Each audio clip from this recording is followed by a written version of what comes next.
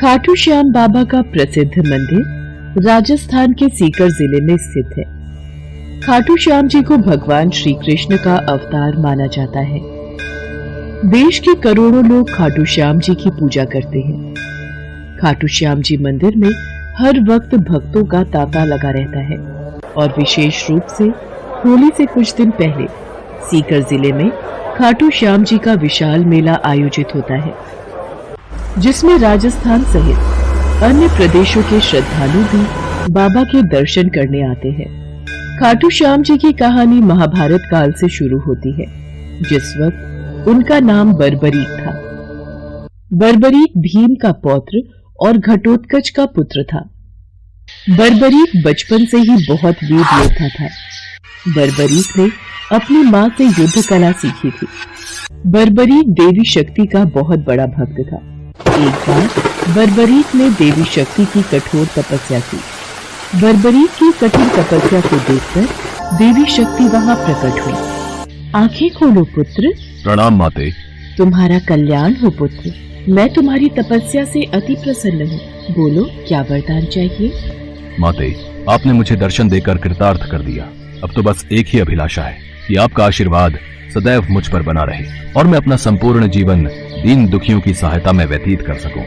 तथास्तु, तुम सदा दुर्बलों का सहारा बनोगे। मैं तुम्हें ऐसी शक्ति प्रदान करूंगी जो तीनों लोकों में किसी के पास भी नहीं है। पर ज्ञात रहे पुत्र, तुम्हें इन शक्तियों का दुरुपयोग नहीं करना। भगवती शक्ति ने बर्बरीक को 3 दिव्य बाण वरदान स्वरूप दिए। वो बाण अपने लक्ष्य को भेद कर वापस लौट आते थे। इसी वजह से बर्बरीक अजेय हो गया। बर्बरीक अपनी माता के पास पहुंचा और देवी शक्ति के दिए वरदानों के बारे में बताया। माँ, मैं भी कौरव और पांडव के युद्ध में जाना चाहता हूँ। मेरी युद्ध में जाने की बहुत इच्छा है। पुत्र बर्बरीक, मैं जानती हूँ तुम एक महान योद्धा हो, इसलिए मैं तुम्हें रोकूंगी नहीं, पर मुझे वचन दो कि तुम हारे का सहारा बनोगे। तुम युद्ध में हारने वाले की तरफ से लड़ोगे। मैं आपको वचन देता हूँ, मैं हारने वाले की ओर से ही युद्ध करूंगा। अपनी माँ को वचन देकर बर्बरीक नील घोड़े पर सवार होकर 3 बाण लेकर रवाना हो गया। भगवान कृष्ण तो अंतर्यामी है, वो ये सब लीला होते देख रहे थे। भगवान कृष्ण जानते थे कि बर्बरीक केवल हार रही सेना की तरफ से लड़ेगा, और वो ये भी जानते थे कि कौरवों को भी बर्बरीक के इस वचन के बारे में पता है। बर्बरीक कौरवों का सहयोग कर पांडवों का विनाश कर देगा। इस प्रकार जब वो कौरवों की तरफ से लड़ेगा तो पांडवों की लड़ रही सेना कमजोर हो जाएगी। उसके बाद वो पांडवों की सेना में चला जाएगा। इस तरह वो दोनों सेनाओं में घूमता रहेगा। श्री कृष्ण को पता था अगर बर्बरीक इस युद्ध में शामिल हुआ तो कोई भी सेना नहीं जीत पाएगी और अंत में कौरव पांडव दोनों का विनाश हो जाएगा और केवल बर्बरीक शेष रह जाएगा। इसलिए रास्ते में ही श्री कृष्ण ने ब्राह्मण का वेश धारण कर बर्बरीक को रोका। बर्बरीक को रोकने का अब एक ही उपाय है।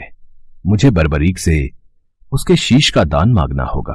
हे महावीर योद्धा, तुम कौन हो? ये कुरुक्षेत्र की रणभूमि है। तुम कौरवों और पांडवों के युद्ध में क्या कर रहे हो? हे ब्राह्मण देव, मैं घटोत्कच का पुत्र बर्बरीक हूँ। मेरा प्रणाम स्वीकार कीजिए। मैं महाभारत के युद्ध में सम्मिलित होने आया हूँ। ऐसा कैसे हो सकता है? तुम मात्र 3 बाण से युद्ध में सम्मिलित होने जा रहे हो? ब्राह्मण देव, ये बाण कोई साधारण बाण नहीं है। इनमें से मात्र एक बाण भी शत्रु सेना को परास्त करने के लिए पर्याप्त है, और ऐसा करने के बाद बाण वापस तरकश में ही लौट आएगा। अच्छा, तो फिर इस पीपल के पेड़ के सभी पत्रों को छेद कर दिखलाओ। बस इतनी सी बात ब्राह्मण देव। बर्बरीक ने ब्राह्मण रूपी श्री कृष्ण की चुनौती स्वीकार कर ली और ईश्वर को स्मरण कर पेड़ के पत्तों की ओर बाण चलाया। बाण ने क्षण भर में पेड़ के सभी पत्तों को भेद दिया और श्री कृष्ण के पैरों के इर्द गिर्द चक्कर लगाने लगा, क्योंकि एक पत्ता उन्होंने अपने पैर के नीचे छुपा लिया था। ब्राह्मण राज, अपना पैर यहाँ से हटा लीजिए, वरना ये तीर आपके पैर को भेद देगा।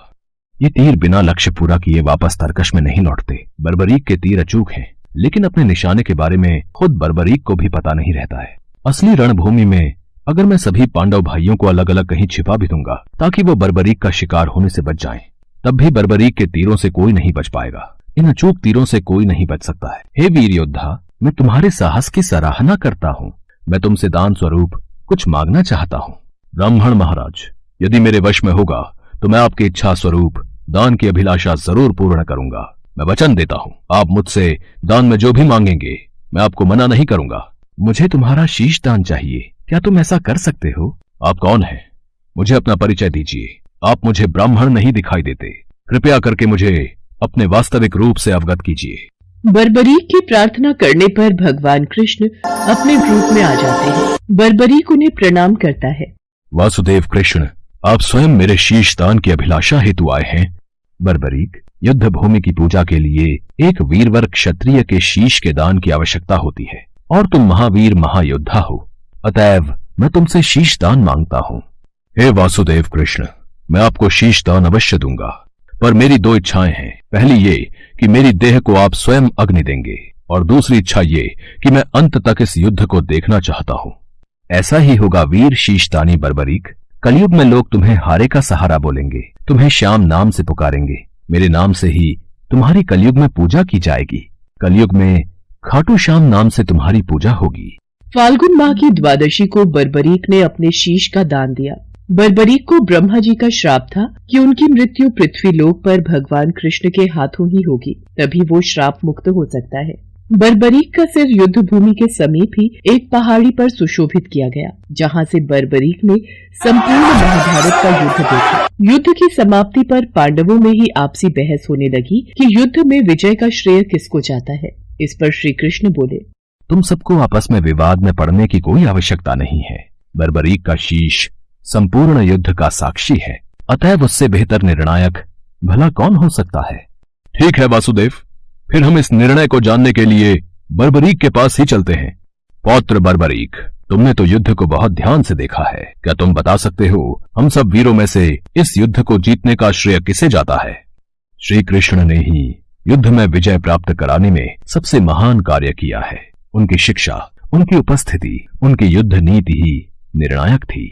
मुझे तो युद्ध भूमि में सिर्फ वासुदेव कृष्ण का सुदर्शन चक्र घूमता हुआ दिखाई दे रहा था, जो कि शत्रु सेना को काट रहा था। इस धर्म युद्ध को जीतने का संपूर्ण श्रेय भगवान श्री कृष्ण को ही जाता है।